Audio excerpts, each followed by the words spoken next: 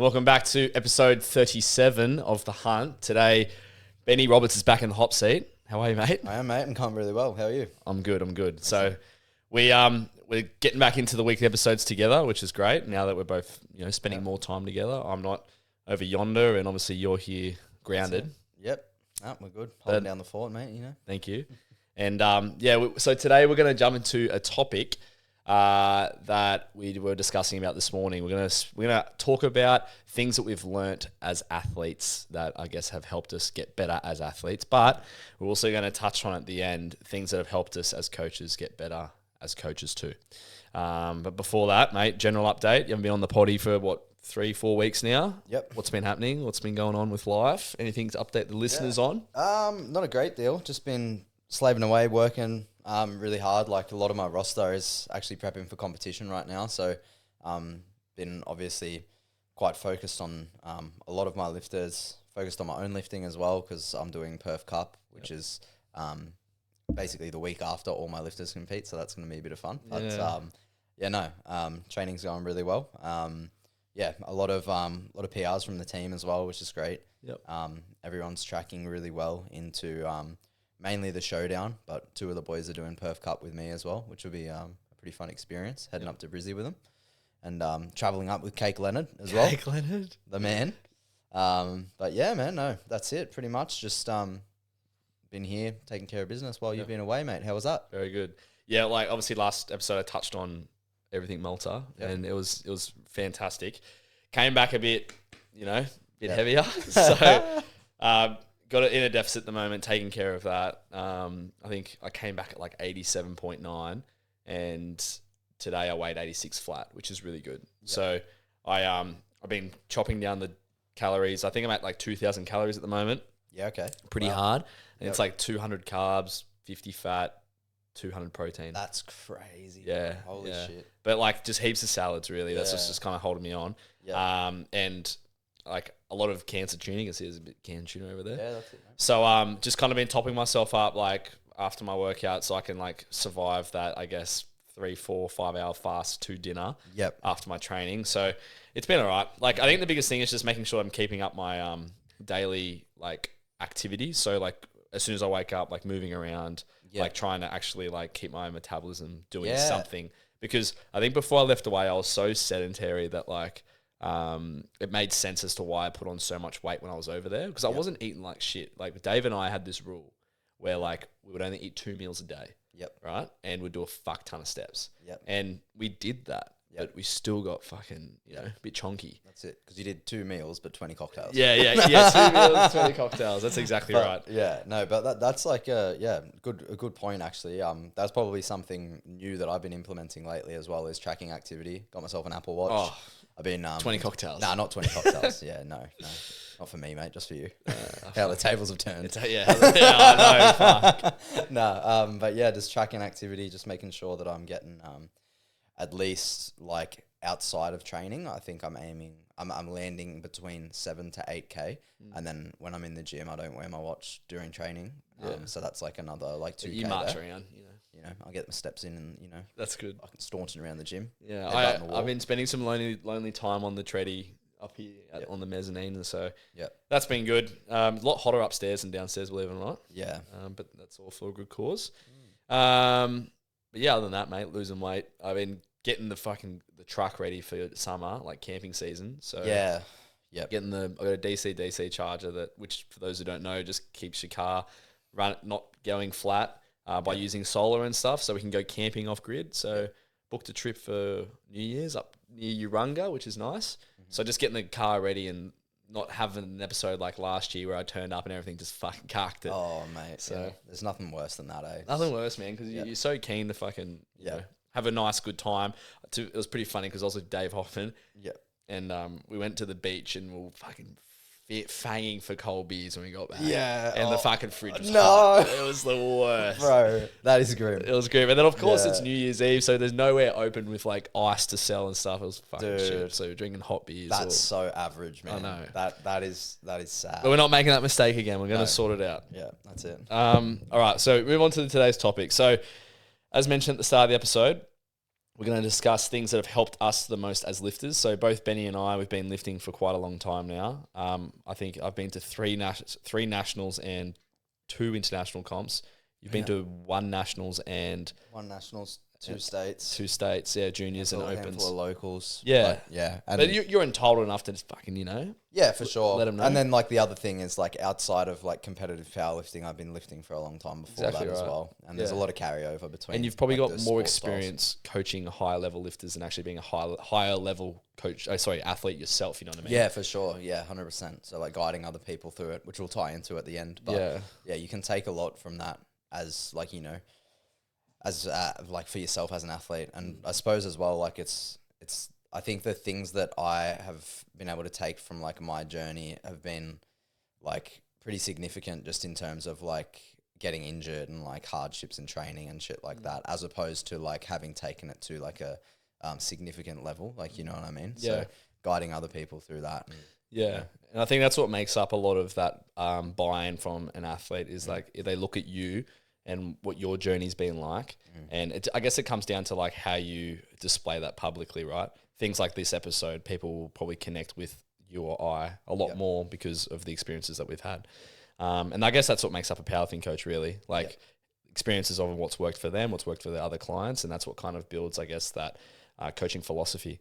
But I'll kick things off. So the thing that I think that has worked really well for me as an athlete is really simple, not just getting a coach. We'll just say like we assume you have a coach.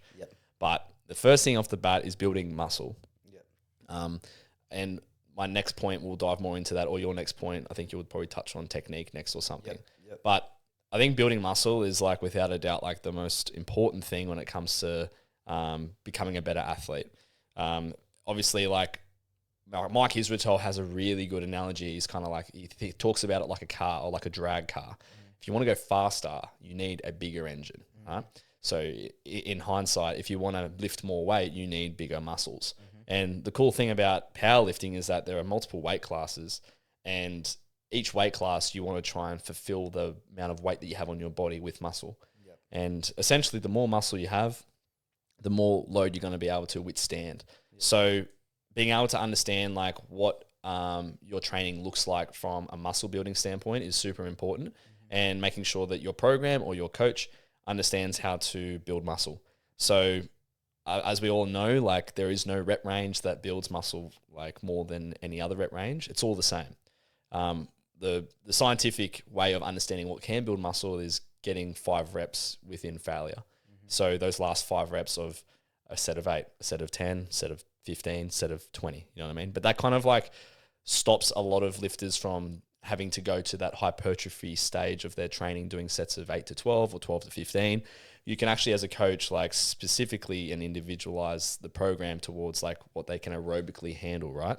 So I think it's really important that like you understand how you can build muscle to yourself, because it's not like I can program a super heavyweight sets of 20, like, because they're probably going to build up a lot of, I guess, that like peripheral fatigue around like how their muscles are going to respond to, you know, handling that much volume.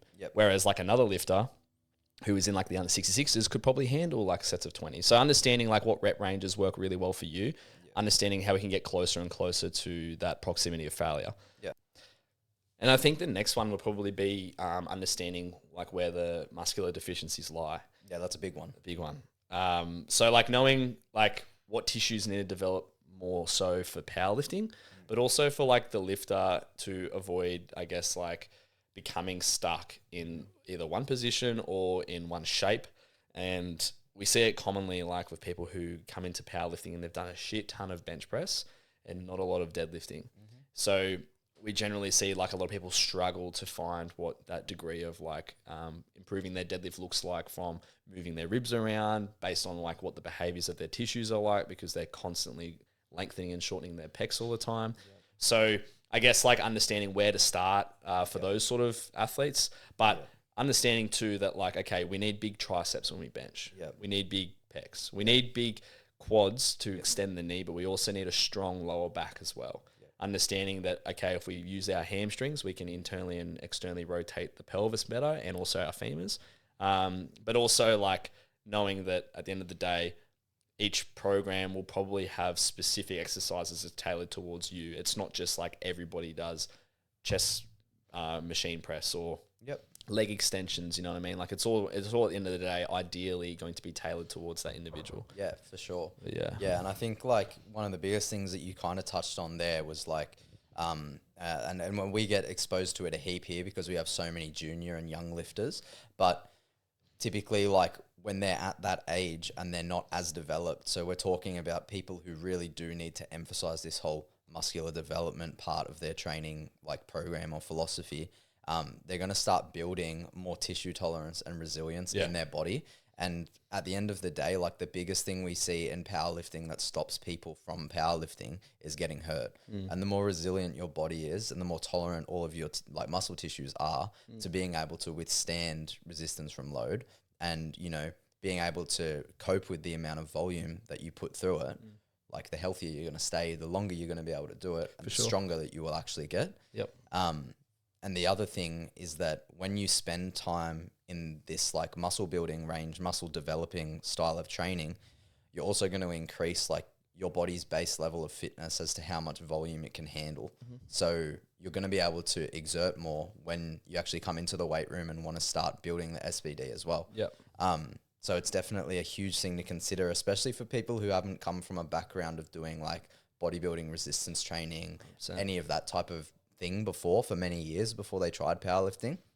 And it's probably why you'll see for the like the viewers at home, like if you see someone who's just done like some kind of resistance training, bodybuilding, they're really jacked, and then they get into powerlifting and all of a sudden they're just a freak of nature, after doing 5 blocks. That's because their body already has the built up tolerance to be able to withstand everything that's being put through it by this program. 100%. And you don't have to build that up alongside increasing the top end. So all of a sudden their body is ready to be able to put, you know, 270 on their back and squat it. So that's a massive thing to consider. No, I completely agree. I think like we could touch on like tendon, I guess, not tendon, health, but like being able to make sure that like your joints are healthy by like going through large amount of rep ranges and reps and sets and just constant, just like, I guess, usage. That's going to be so beneficial for like coming down the track when you do start to lift some heavier load, going through that full range of motion. But yeah, like for myself, like, building muscle, and obviously for yourself too as well. When I first started powerlifting, I just finished up like probably 6 years worth of bodybuilding, did a few competitions, and then I totaled 535.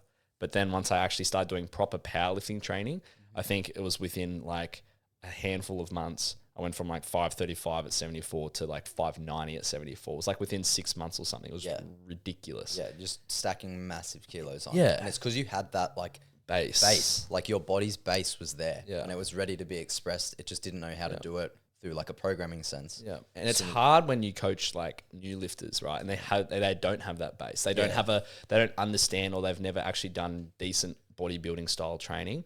And they actually get to a point where they're not making much progress in the beginning, but it's kind of like you're creating, I guess, this evolution for them once they do get to that stage where they actually do have a lot of tissue on them. So yeah, if you're not looking like you're a bodybuilder as a powerlifter, you definitely need to build more muscle. Like, you have to. Yeah, and just before we move on as well, like another thing to consider here as well is it's relative to like the body parts that someone has well trained prior to when they step into powerlifting.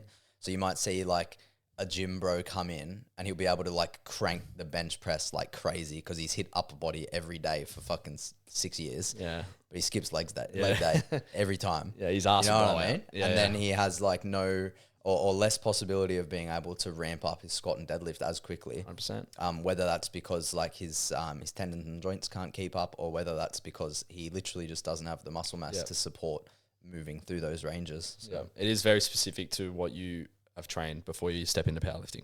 Very 100%. Specific. All right, Benny, what's your next, I guess, like tip that's helped you the most as an athlete?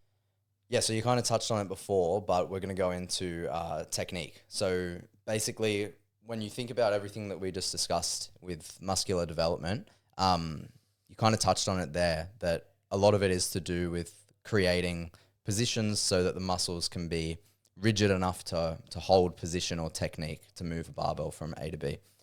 And when you think about technique in powerlifting, I like to think of it as more of a skill-based exercise of within the sport, right? So you know what I mean? It's a skill that you have to practice and get good at instead of something where you're putting reps in to build absolute strength or build muscle tissue. Yeah. So when you start to look at improving technique, you're just kind of looking at how can you adapt the athlete's structure to be able to move the barbell more efficiently.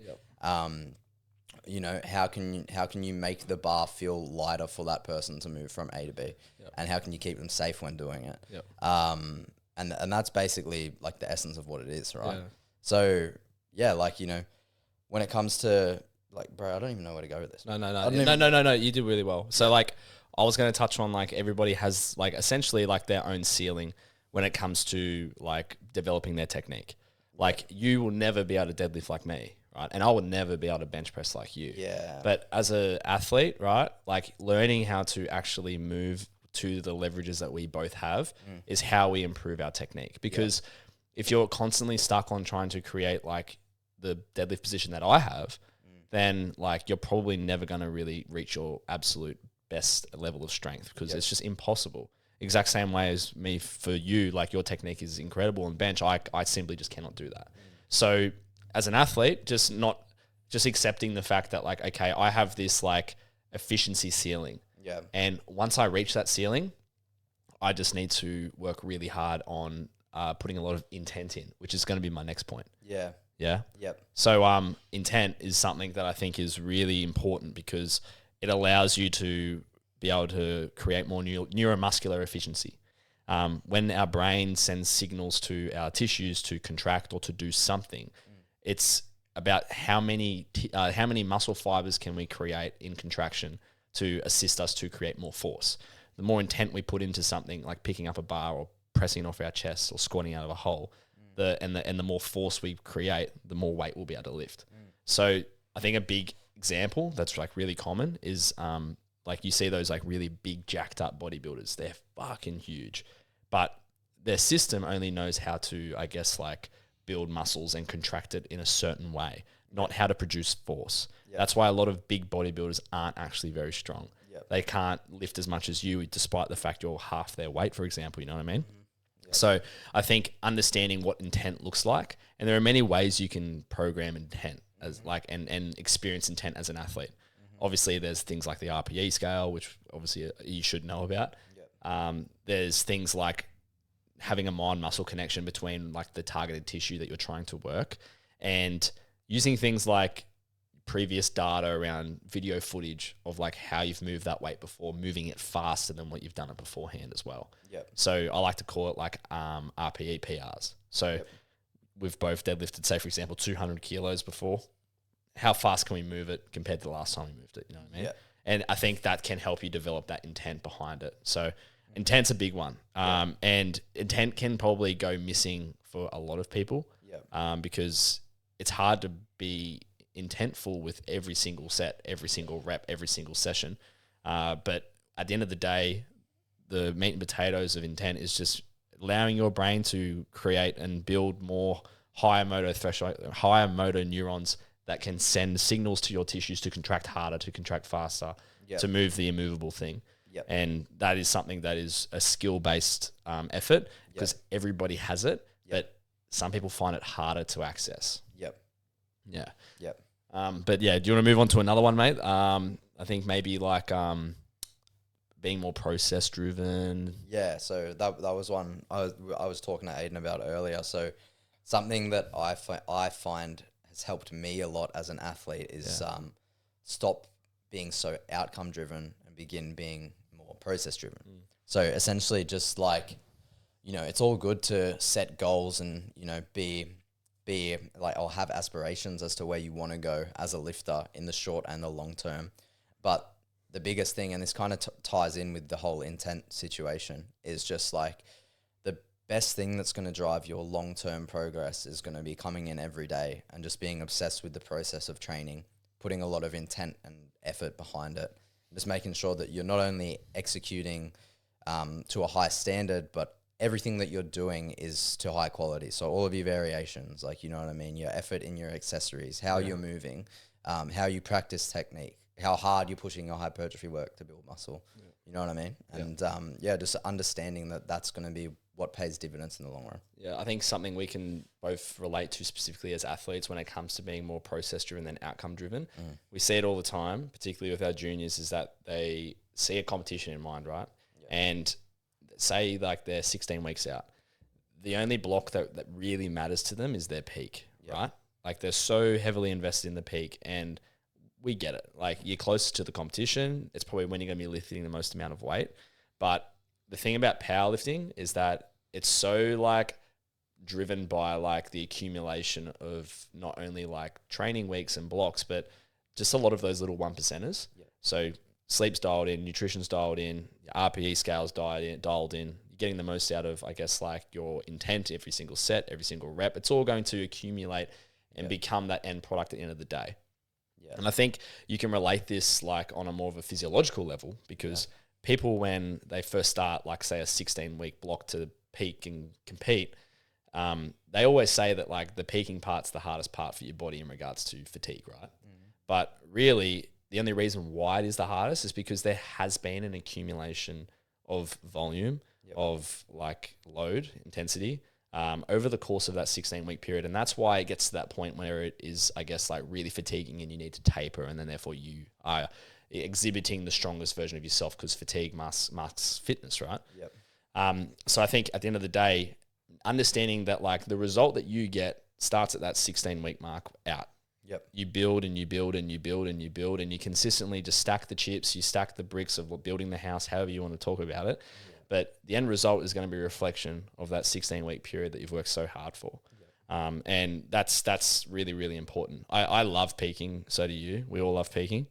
But yeah, it's a reflection of like all your hard work that got you to that point. And that's why like I honestly believe like these volume periods that you do in your own training, these off-season periods are like so important, because they are going to like create that baseline for you to have that higher ceiling, which you hear people talk about all the time. And like the whole off-season conversation as well. Like I think that it's really good to label it as an off-season for like a mental break from what the intensity of a peak feels like, just from the internal pressure of it. But it's still just as important with training. And I think that coming from like a coach's perspective, even though we're not there in the podcast yet, it's kind of like, from my perspective, when I'm trying to take an athlete through a peak, like that's the easiest part. Because you're just manipulating volume and intensity. Like you're not aiming to change their movement system or improve the way that they move or build like a significant amount of muscle mass, or, you know, you're just trying to express their top end strength that they are capable of doing within this 16-week period, for instance. So really applying yourself in the off season is so important, because that's your opportunity to become better, become a better lifter, like become better at moving and become stronger and fitter, like, you know what I mean? So I think the next one I'll touch on is going to be more about like understanding like what you're actually doing with your program. So like understanding the role of a secondary day, understanding the role of tertiary day, primary day, the rep ranges, like how it flows, how it moves. And the number one thing I hate when an athlete tells me is like, don't overcomplicate it, or like don't tell me or explain to me like the purpose of this, because it just goes over my head or goes in one ear out the other. Like I feel like as soon as you like take that, I guess, step back as an athlete and you don't take responsibility of like what we're trying to do with the program, there is a degree of less buy-in, because they don't understand the importance of what's actually behind like the reason why you wrote the thing that you wrote for them. And and I've experienced it before with a lot of athletes, and it's really hard to coach these athletes if they're not fully bought into it, is if they don't understand like the importance of exactly what we're trying to do. Like not pushing your secondary day too hard. Like that's a really common one. Knowing that like the tertiary day is just to make your primary day better. So again, not pushing it too hard, making sure you're actually moving really, really well and efficiently. So you have locked knees on the primary day. You're not squatting too deep. You're not beating press calls, like just really simple priming stuff like that. Understanding your accessories and the purpose behind them. Like was talking the other day about one of your lifters who like wasn't actually like pushing their pendulums hard enough because the intensity of their primary day is so much bigger that they're actually getting no carryover effect for how they're supposed to be squatting for what you're trying to get out of the pendulum. Like there's just a bunch of stuff like trying to understand and know that like, okay, my coach has written this thing for a reason and this is the reason for it. So therefore I'm going to do it the way that they want me to do it. That helped me a lot as an athlete. Yeah. And then not to mention having a deeper understanding of what you're actually doing. You're going to be able to recognize like the markers that us as coaches need to know from your end of the feedback loop. You know what I mean? So just basically having an understanding of being like, oh man, like this secondary day, like actually feels ridiculously good when it's not meant to. Yeah. And then all of a sudden we have the conversation and we're like, oh, okay, let's throw something high intensity on there and see how you go. And then all of a sudden, you know, 2 blocks time, it could become the primary and all of a sudden you're PRing because you 100%. Actually paid attention to what's meant to be happening. Instead of just being like, oh man, like I hate squatting today. I feel like shit. Fuck. Yeah. Like one of the things. Meant to feel like shit. Yeah. One of the things that I overheard Elise when she was doing her early childhood like education course was one of the things they spoke about when it comes to taking care of a baby is understanding what the serve and return looks like. And similar to this podcast, I'm serving you questions, you're returning the answers. You're serving me questions, I return the answers. With an athlete, you need to have that, I guess, relationship of communicating exactly like what you're trying to do. Whether it's you're serving a question, do you understand what this is for, what this intent is? They're returning the answer, and it's vice versa. You just need to keep playing tennis with them to essentially like get to the bottom of understanding that you guys are on the same page. Because there's nothing worse than getting to like week 2 and then they kind of bring up an answer or a question that like should have been addressed the week before because they've done a week of training already. You know what I mean? So just staying about like ahead of the 8 ball, just trying to make sure that you're both on the same page. Really, really important. I'll finish up on one more athlete one, unless you've got one. No, go for it. Okay. The last one, I think that's helped me the most as an athlete out of anything is being part of a community.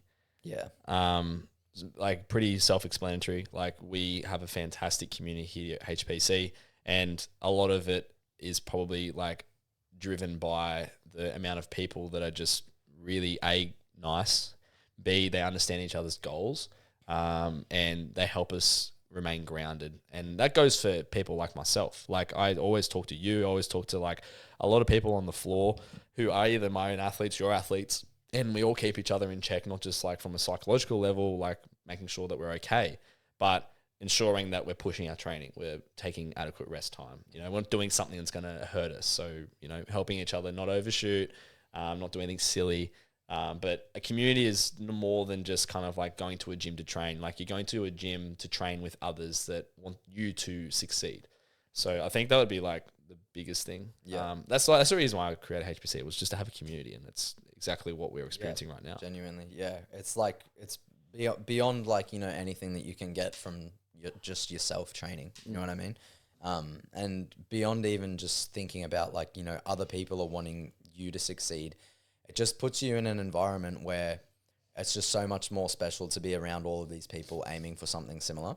Like I actually made a group chat with all of my guys who are doing Showdown and Perth Cup, which is like, I think there's 18 people in this group chat now. And it's like, basically I just outlined that like, you know, I was having a chat with Sam Boll on the floor the other day, just saying like, dude, like the times like these are so rare where like everyone is actually going crazy in their training and like everyone's like just PRing left, right and center. We're all having a great time. And you know, this doesn't happen all the time. So just like appreciating it when it's there, and just being active in that like role of the community, like you know what I mean? No, definitely. It's pretty cool. So we'll move on to things that have helped us as coaches. We only do like a couple because we've got that many episodes on coaches. It's crazy. Just scroll down. So I think we'll just go one each. So one for me. The biggest thing that helped me the most was like, and this I'll probably just stole your answer because it's so obvious, is just networking. Is that your answer? No, I've got another one. Oh, good. Okay. So networking. The biggest thing when it comes to networking is when I first left dentistry, I was in talks with like Jamie Smith, Melbourne Strength Culture, Charlie Athanasiou, Jamie Boziotis, and I wanted to do their mentorship. And when I started the mentorship, I met a lot of other coaches, like Angus Bradley was doing it at the time. Didier was doing it as well. Constance Pandusis. Like there's a lot of coaches from back in like 2018, 2019 era who I met through this course that I was able to start networking with and learning how they coach. Because up until this point, I was just getting coached by Alex Hayes, Elias Wright, and also like I had a lot of experience with like Brad Loomis and Eric Helms and like 3DMJ with my bodybuilding background. So I had a really strong understanding of like bodybuilding training and like building tissue and muscle, but I really struggled to kind of like understand technique, movement variability, training variability, programming principles, like all that stuff I was really, really weak at. So doing, I guess, like mentoring and courses to learn more about how to program better was probably the best thing I ever did. And it's not even like you can find like the best course that will teach you everything. It's more like who are the people that I can communicate with that can teach me more about the way that they program. And people obviously learn a lot from their own coach, and I get that. Yep. But the way that I think about it when it comes to having a coach personally is that I chose that coach to coach me. Yep. Like I want to get stronger. I want to get better. They're not going to coach my athletes to get stronger because I know that my athlete is different to me. Yep. So whenever I look for a coach or anything in my past time, it's all been me driven. Like I make that decision. Yep. But if I look to try and get my own lifters stronger and I don't know how to, or like it's not working, or we've tried everything, I will definitely look to ask for advice, and that could be simply you. It could be the other staff that we have here at HPC. Yeah. But even on more of a broader scale, like to just kind of like continuing to develop your coaching philosophy around like what could work, or is the grass greener in applying more variation or more volume or whatever it may be, more specificity. Yeah. I'll look at trying to do a mentorship to try and learn more about that. And I think from a programming sense, like I feel quite comfortable with where I'm at right now. But to bring everyone up to speed, the thing that I am finding really fascinating at the moment is rehabilitation and ensuring that we're preventing injury. Yeah. I get really, really, really, really frustrated when someone gets injured because I feel like I could have avoided it. You know what I mean? Yeah. And injuries are really common when like you start to get really good because you're doing things that the body isn't really used to doing, like lifting heavy weight. It's a made up thing. Like it's really fucking hard to do. So understanding how to program around injuries is probably the number one thing that I'm really interested in right now. And what I'm doing is I'm paying for consults with Tom from Performotion. So I'm seeing him, learning more and understanding like different ways around how we can like read the plays a bit earlier with like, okay, if your athlete, for example, benches 5 times a week, does sumo deadlift, and squats like with a relatively narrow stance. Like understanding what that looks like over a time or a length of time to how you can avoid them getting hurt. So accessorizing the program in a way that allows them to go through more range of motion because they bench 5 times a week, because they deadlift in a sumo position, because they squat with a narrow stance. Like there's a lot of little things you can apply through the program to avoid anything from happening. So yeah, I think understanding like where you are weak in your areas as a coach. So as I said, I learned a lot of the programming principles early on because I was weak at them. I learned a lot of the technique stuff early on because I was weak at them. Now I'm really strong at them, but I'm really weak at the other stuff. So I'm focusing more on that. And I think every coach will go through that, like understand, like you got to be able to identify what your weaknesses are to be able to be better. And I feel like if you're constantly like not doing anything about that, like you always want to be doing something. That's my goal. Like I always want to be doing something, whether it's mentoring, whether it's reading a book, or where it's like,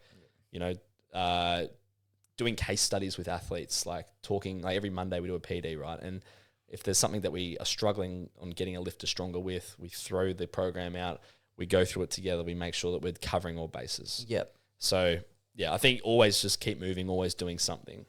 Otherwise you get stale. For sure. Yeah, that kind of like runs straight into what I was going to say, which is essentially just like self-reflecting on like your own processes and like style of, programming, technique application, like everything, your toolbox that you can apply to other people.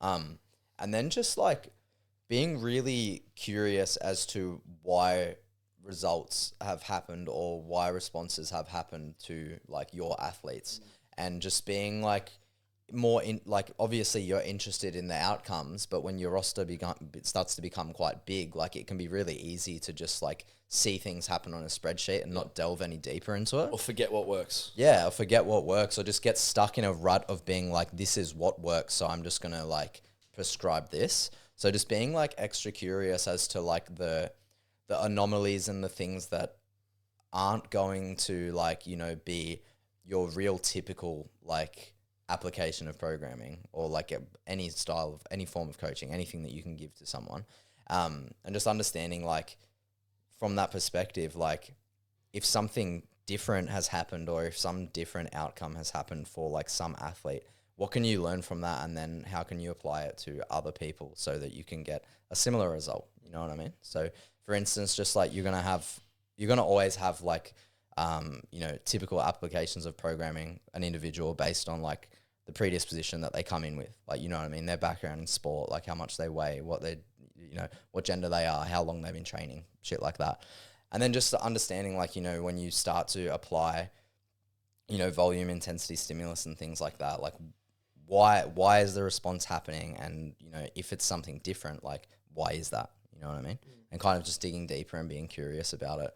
And I think the biggest thing as well, from like being someone who has like, you know, over the last like couple of years started to gain experience and have to like be ready to coach, you know, people and different types of people that I haven't before, whether that's like, you know, a heavyweight male or something like that. And I've only coached like, you know, middleweight, lightweight lifters, like being heaps curious so that I'm already prepared for that person to walk through the door. Yeah. You know what I mean? So like not just trying to troubleshoot when it's happening, like trying to be ready so that read like, the play early. You know what I mean? Exactly. Like reading the play, like understanding that, okay, like, you know, I don't have any of this type of lifter on my roster. How would I program that person? You know what I mean? The hardest play to read is when they tell you, like, I've done this, like, as in, like, I've squatted 300 before. Yep. Oh, fuck yeah, let's fucking go. So you must be able to handle high volume or, like, high specificity. And then you look at the video and you're just like, oh, okay. And then you kind of go through that regressive period in your own mind of, like, what they actually are going to be capable of in the moment.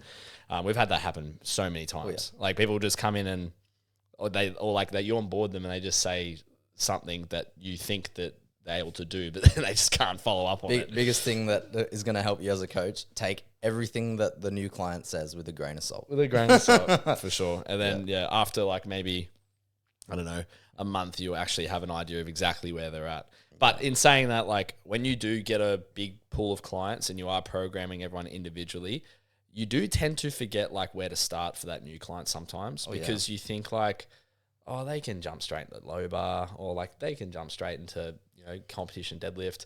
And it is easy to like get lazy and glance over like the thing that they should be doing first up. Like I remember when people first started at HPC, like back when you started, like I would always, if they've never done low bar before, I would get them to squat twice a week. Their primary low bar day would be tempo, and their secondary day would be Hatfields. Yep. Do you remember that? Yep. Yeah. 100%. And everybody would get really good, like because they were learning like the basic set principles of how to move like they should when it comes to low bar squatting or just having any sort of axial load imposed on them. So like that worked really, really well. And then like over time, like when the pool of athletes started to get bigger under me, and then I was able to actually like individualize them a lot more because I spent more time with them. You tend to forget the things that actually worked in the beginning for a lot of those beginning people. And you kind of like almost go through this like phase of inception where you think like, fuck, like I need to get back to like where I was before, because like I'm kind of wasting these people's time not doing like the low hanging fruit stuff. Yeah, just the foundation. The foundation stuff. If you get that sort of stuff, and then you come full circle and you do it again, you know what I mean? So I think just like, being almost like a fly on a wall with the way that you react to certain individuals on like a onboarding standpoint, like after a long period of time, that's really critical. You got to really like ignore the noise of like what has really worked for the athlete that's been with you for 6 to 12 months. You got to really like remember that these guys are brand new. You want them to move a certain way that you see them moving. You want them to be able to build in a certain way from a muscular standpoint. that you obviously know how to do. Yep. So yeah, just trying to not, I guess, like create that staleness. I guess is the best way to describe it. 100%. And like to kind of elaborate on that one, like, you know, don't just take someone's like top end numbers as an indication of how progressed they are, because you can have someone who's strong but is an absolute movement moron. Like, you know what I mean? Like they just can't, like they have no like control over their body. They're just they're gonna hurt brutally themselves. strong, and they're gonna run into issues like that. You know, so just taking what's in front of you, not what they're telling you. Yeah, for sure. All right, well that wraps it up. I think we'll be going for like what? Well, I can't even see the time. What is the time? 3 o'clock. Perfect. Bang on like 40 minutes. Did you want to finish on like a overrated, underrated, whatever, or do you not have one? We can do one. We can think of one. All right, we'll crop it. We'll be back in a sec. Do you want to go first or me? If yours is really good, you go last. Yeah. All right. So, all right, we've got our topics. Now, I'll start. So, Benny. Yeah. Properly rated, overrated, or underrated. Yep. Benching on the same pad that you're competing on. But like this is the thing. You don't know what you're competing on.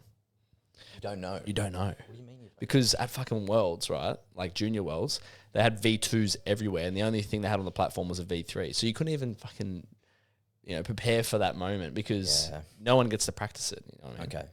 Yeah. I'm gonna say it's overrated.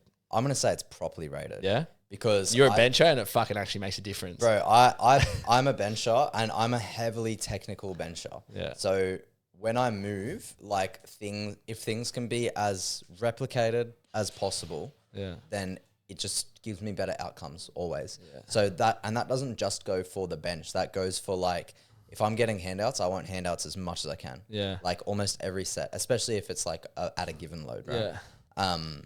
If I'm getting calls, if I'm in prep for competition all the time, I need calls. Yeah, yeah. You know what I mean? Because like it literally trains that like 1% of me being responsive and ready to hold that position at the chest. Yeah. And then like literally to the point where like I'm so like, I don't know, what's the word I'm looking for? It's like it's like you know when it's like you have a system that's like in place and like you do it like you have a routine. Like I'm so in routine that like It's I can tell when my feet like are not in the right spot. Right. Yeah. And like you're so systemized. My system is like just like so dialed like in. It has so many like parts to it. Yeah. You know what I mean? So like just being able to do the same thing over and over and over again on the exact same bench. Yeah. And I find that if I do that and then go and bench on something that I've never benched on before, I end up doing the same thing that I already do without even thinking about it. Even if it's a different pad. Yeah. Whereas if I keep changing between pad to pad to pad, I'm having like variance in every single session. Yeah. So then I'm like starting to change my system. Yeah. Whereas if it's the exact same every day, the chances of me just swapping a bench one day per like of a year, for instance, like no worries. Yeah, cool. I'll just bench the same way. No, I get that. I think it's so funny because you're a really technical bencher. I'm not. Yep. But like I found that like a lot of people who bench like you really struggled at Worlds in regards to benching on the V3. It was kind of like the people who could like the people who weren't getting that feedback from the bench in regards to like creating the arch, because the bench for the listeners who are listening, the V3 bench, it's got a lot of give to it. Yep. And you have to, quote unquote, like push the slack out of it with your neck or with your upper back, however you want to arch. And if you're not doing that, you really struggle to get that feedback. You know what I mean? So if you're a lifter who arches and you need that feedback like yourself to fucking create the arch, then you will struggle with it maybe on the first attempt, and the second and maybe the third you'll understand how it works. But for people who just fucking full on lay down there and just monkey it, like it made no difference. So I'm going to say overrated because I just think you can never train for like, I guess, that outcome that happened at Junior Worlds. But I fully understand that when the V2 came out, I would say it's underrated not being able to train for that condition because the V2 was so different. You know what I mean? But I think that's the environment we have at the moment, or I guess like the equipment that you see these days. Every gym's got a V2, you know what I mean? So like, it's kind of like, okay, you're either going to be benching on a V2 or you're going to be benching on something softer. How you're able to adapt to either of those pads comes down to like you understanding what you need to change to be able to get the most out of it. Dude, it's funny though, because like the perspective you're looking at it is from the bench pad, but for me, it's about the rack. Like I can feel a distinct difference benching out of an ER. Well, mine's the whole point is the pad, not fucking. No, but like I'm talking about like the bench, like and how you bench. Like you know what I mean? But like I can feel the difference benching out of an Eleiko rack compared to an ER rack significantly. What's the difference? I can like so the ER rack has like a forward lean, so it causes the bar to roll to the front side. The pins are tapered. Yeah. So when I try to unrack, specifically when we were prepping for States last year, like me trying to like reorganize under the bar so that my unrack felt proper and like took me to the right position threw me off massively. There you go. Yeah, as opposed to like the bench didn't really bother me. But like and like the softer pad is fine. But if there's a significant difference in like how I position myself underneath the bar to unrack it and get it in the right spot, and then also like I benched on an ATX, every unrack hit the fucking uprights. Thing, bro. You know what I mean? Like shit like that. And because I'm so technical, if I hit the upright, bro, it's game over. Because it just like I've got so much weight above me for like my body weight. I'm just like it'll. There's no coming back. Fucking hell. So yeah, I think that's pretty funny. But yeah. All right. Yeah. So Your turn. Overrated, properly rated, underrated. Adapting to training time and conditions or weather for a meet. Overrated as fuck. Overrated. Yeah, big time, good. bro. Yeah. Bro, Fuck. the training for the time. Wait, the only person that actually made this work was Chance Mitchell. Yep. You know, shout out Chance Mitchell, come back. But The man, the goat. the man. But like he made it work, and he was like so like driven on like, okay, I start my training sessions at 2 a.m. That means in Sun City in South Africa, I'm going to be training at the time that I'm competing. Yeah. Did that for an entire prep, Right. and it worked. He won, but fuck that. But like, would he have just won anyway? Like, you know what I mean? You never know. Yeah, well, You never fucking know, yeah, I guess. right? Like, well, he had a lot go his way. Like he fucking, I think he went like 1 for 3 on squats. Yeah, bro, he had a shit. He pulled for the win, like and chipped as well. But the Mm. thing is like when it comes down to it, you will set yourself up maybe like the week before comp. You fly over after your last heavy session. That's what we do here in Australia. That's what you probably need to do. Like if you do live like more than 20 hours travel time from wherever you're competing. But if it's going to be a competition internationally, these days, they're most likely going to have an air-conditioned venue. I don't know about Nauru. I think Nauru is in the shit. Yeah. I think you're going to be in trouble in Nauru because there's not much aircon over there, and you're probably going to be lifting in Jesuepa's fucking workshop. Yeah. It's going to be tough. But the thing is like when you fly over there, the climate, it's whatever. Like make sure you're staying hydrated if you're going to like a European summer, of course. Yeah, being prepared is different to like structuring, like replicating the environment as best you can in your normal training. Yeah, like of course you're not going to dehydrate yourself during your sessions. Like don't be an idiot. Yeah. Sleep schedule is easier going over there. I've done it twice this year. It's actually easy when you get there. Because like I guess you're so like, is adrenalized a word? Like excited. You're excited. Yeah. So you're awake. You know what I mean? So it's easy to kind of like push through that. Stay awake and then just go to sleep. Yeah, and then just go to sleep and then it's all good. But like the hardest thing, right, that you find when you do land is the fact that your training feels like fucking shit. Because you are lifting at fucking, who knows, 3 a.m. back home.